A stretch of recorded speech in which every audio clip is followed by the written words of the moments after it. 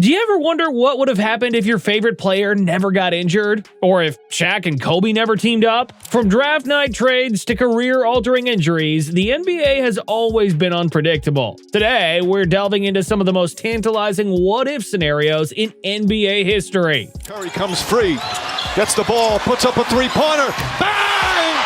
Steph Curry! So stick around to see how a single draft pick, a blockbuster trade, or even a tiny personal decision can alter the history of the NBA. Derrick Rose was on a path to all-time greatness. In 2011, he became the youngest MVP in NBA history, leading the Chicago Bulls to a league-best 60-20 record. At just 22, he was electrifying, blazing past defenders and finishing at the rim with unmatched elusiveness. But during the 2012 playoffs, Rose tore his ACL. The injury completely altered the trajectory of his career and the entire NBA landscape. Without Rose, the Bulls lost their offensive engine, and despite solid regular season performances, they never truly threatened a championship again. Had Rose stayed healthy, Chicago could have been a dominant force in the East, possibly dethroning LeBron James's Miami Heat. Individually, Rose's career could have skyrocketed. More All-NBA selections, more All-Star appearances, and likely a Hall of Fame induction. His game would have evolved, his three-point shooting could have improved, and his defense could have tightened up. And mainly, instead of being remembered as an NBA what-if, he might have cemented himself as a top 10 player all time. Got Rose with it. Rose throws it at the horn. He got it!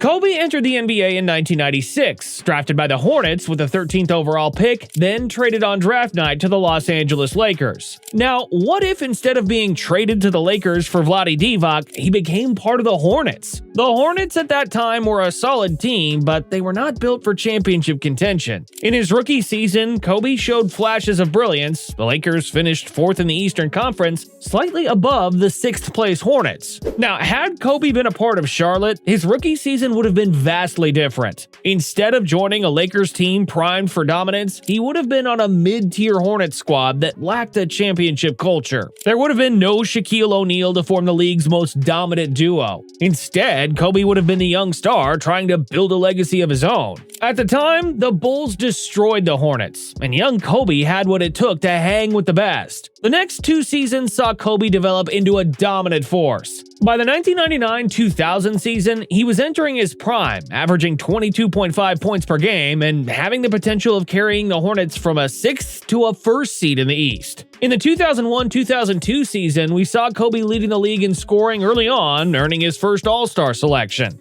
As for the Hornets, reaching just the Eastern Conference semifinals in the 2001 and 2002 season could have gone further if Kobe Bryant was on the team. In the 2002-2003 season, Kobe had his best year yet, averaging 30 points, 8 rebounds, and 6 assists, nearing the MVP award. At 2. Kobe.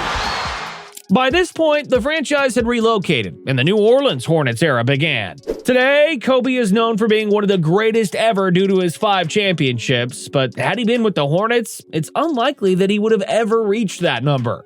Instead of three-peating with Shaq, he might have spent his prime years carrying the franchise to a few conference finals, but fell short against dominant teams from the East. Although there's no doubt Kobe Bryant would have still been an all-time great, without 5 championships, he wouldn't be in the conversation with names like Jordan and Chamberlain.